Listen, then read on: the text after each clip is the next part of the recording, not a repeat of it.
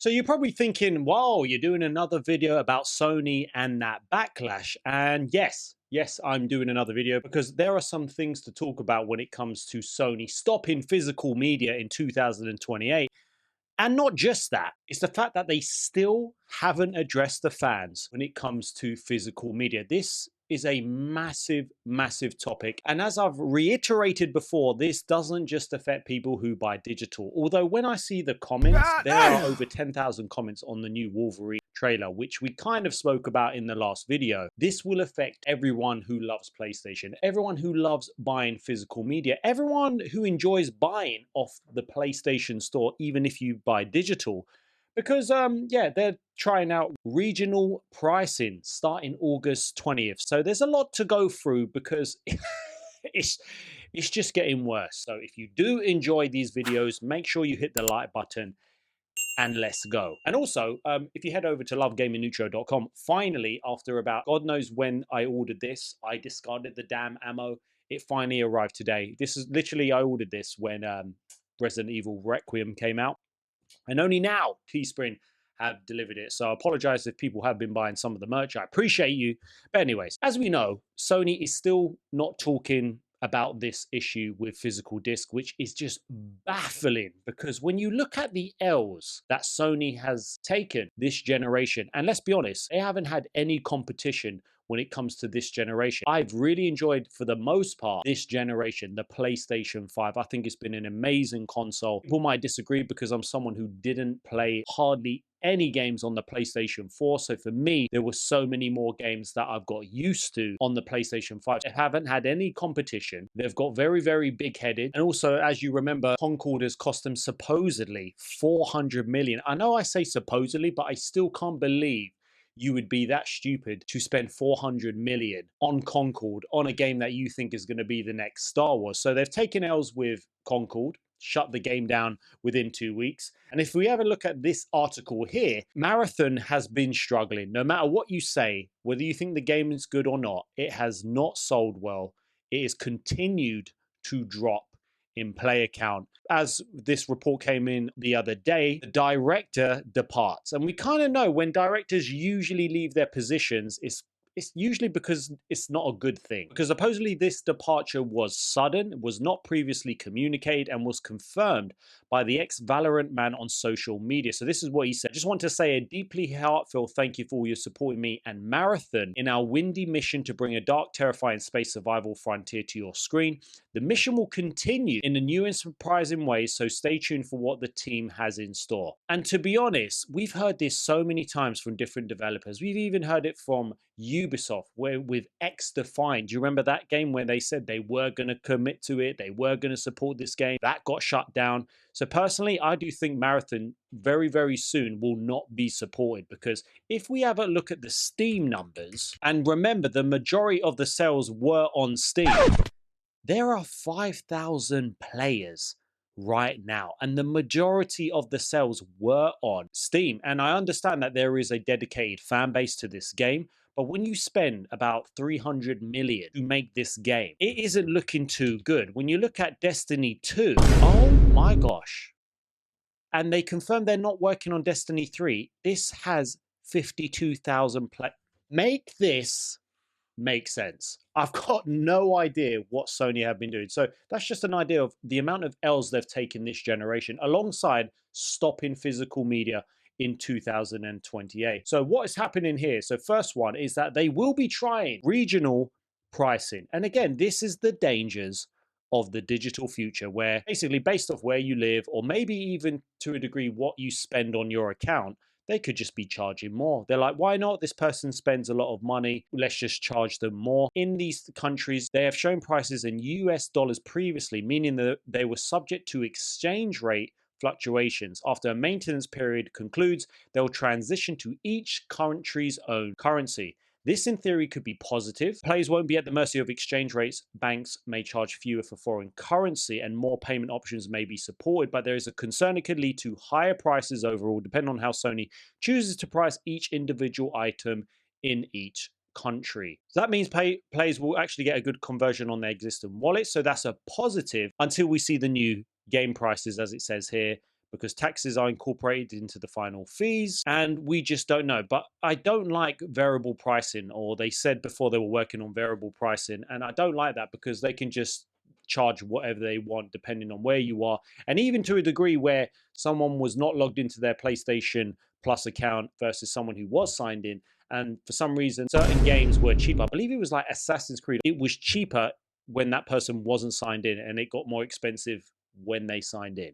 So my point is, it's only getting worse. And not only that, there was another article. This is what I mean about how they can make out all they want about physical media, and how, oh yes, majority. There is so much backlash on this. And now, according to Kotaku, not the greatest news outlet, but they've said that there is now over 10,000 comments about PlayStation discs. So PlayStation fans are continuing to rake Sony over the coals for its plan to end disc production. The newest trailer, which I reacted to it in my previous video, it has over 10,000 comments praising physical games. And if we can look here, which we did the other day, we can see it. And this is what we saw. And you're looking at the likes for these damn comments. That disc is going to look awesome. Wolverine out here fighting for his last piece of physical media.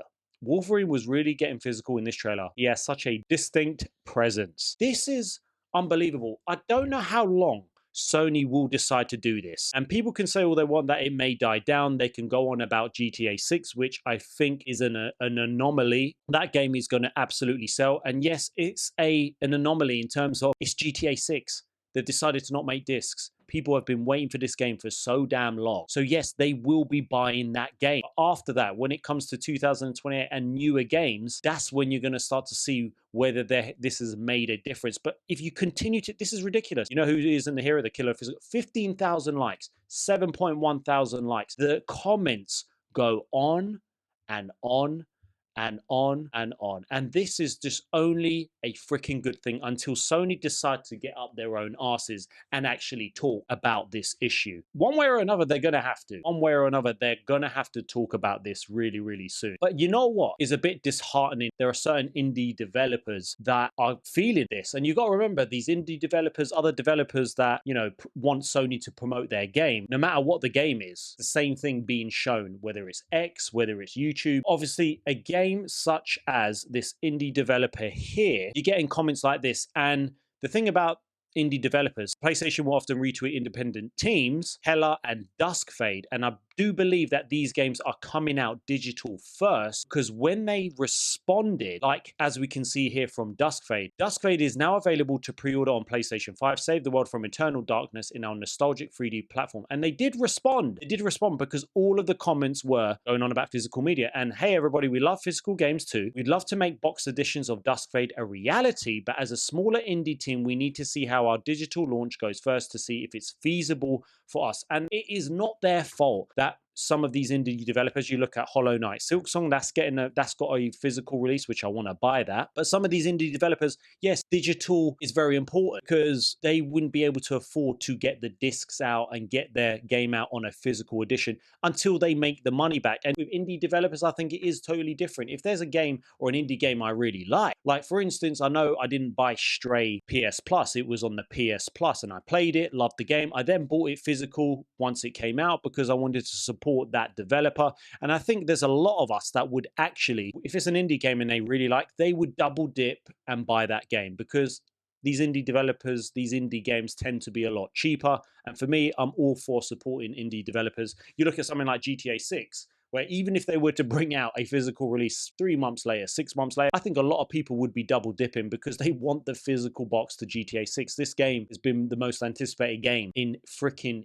years. I just think Sony are continuing to make out that physical media is for a certain small minority. I think there are just millions of people that obviously buy both, but also love the choice of buying physical. And we've seen it in this game that I do want to pre-order. It is a Souls-like game, but the physical demand for this is all sold out, which is absolutely insane. Mortal Shell 2 in physical form sees PS5 box copies sell out. So they're unlikely to have more stock of the Reverend edition for the 20th of August launch. And if I go onto here, I can actually buy the game and pre-order it, but this won't be coming out, I do believe, till the end of the year because they've literally run out. Just because it creates that scarcity. It does look good. I'm not much of a Souls fan, but I want to buy it physical because I'll just want to have the box. There's still a place for physical. No matter what you say, there is still a place for physical media. So as you can see here, the game comes out 20th of August of this year. The demand for the box copy has exceeded expectation and outstripped supply, meaning only the base version of the game is left for anyone wanting to own Mortal Shell 2. Okay, so you can only get the standard edition, but obviously on game, where I am, you can actually get the Reverend edition for £55.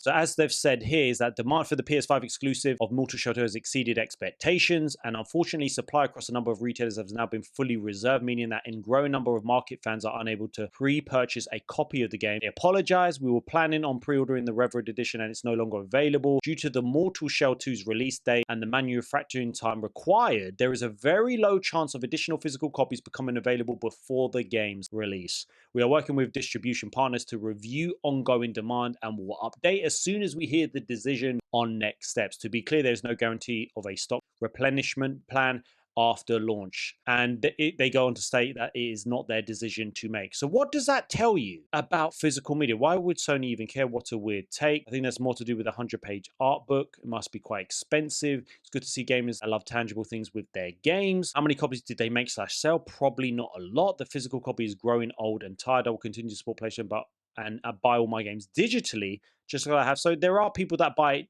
games digitally, but again, like this person here, it will affect you in the future. But my point is that there is still a place for physical media, and PlayStation are determined to ride this out. I just don't think this is going away. Whether you like it or not, it may die down a little bit, but when the time comes down to it, you will see a massive shift from PlayStation. Because for me, I'm looking at games that I would usually buy on PlayStation. I want to buy a Switch 2, which I will treat myself later on in the year. And I want to look at games that are not a game key card, although a lot of third parties really frustrating. I would want that new Final Fantasy 2D Resonance, is it? I want that game. And I looked at the Switch 2 and I thought, oh man, it's a game key card. So I would start to shift my focus on certain games from PlayStation into have on the handheld. Like that would be a perfect example. But my point is, I'm already starting to shift from PlayStation because I want to support physical media. And I know they're still continuing to do so, but it's already got me to shift to another platform.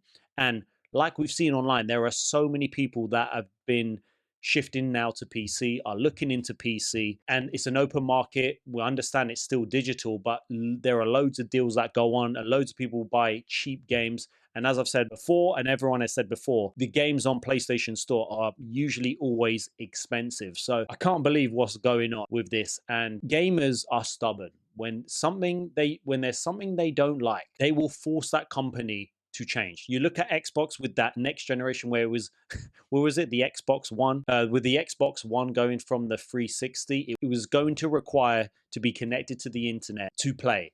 And people, that is where Xbox, that was their downfall. And it was just what we saw after that was incredible. That guy eventually got sacked, he left.